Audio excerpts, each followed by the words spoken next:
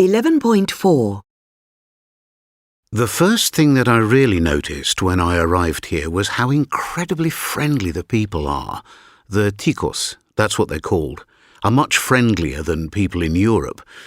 They always say buenos dias to you, even if they don't know you. And if something's good, like a beautiful day or a good meal, they say pura vida, which I love. It literally means pure life, but I think it really means things are great or something like that. One thing that can be difficult, though, their sense of time is completely different from ours. They call it tico time.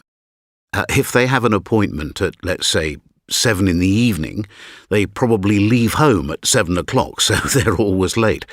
Luckily, my school works on what they call British time, so classes start punctually.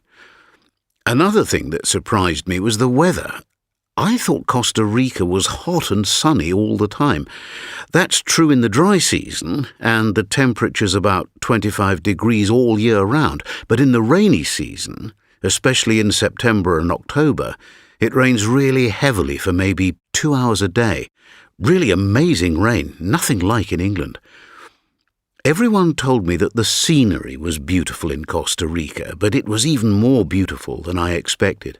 Incredible animals, birds, trees, and volcanoes.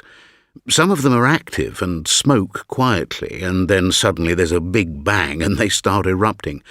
I was quite frightened the first time it happened. What else? I thought that life here was going to be very cheap, but in fact food is very expensive, especially imported food.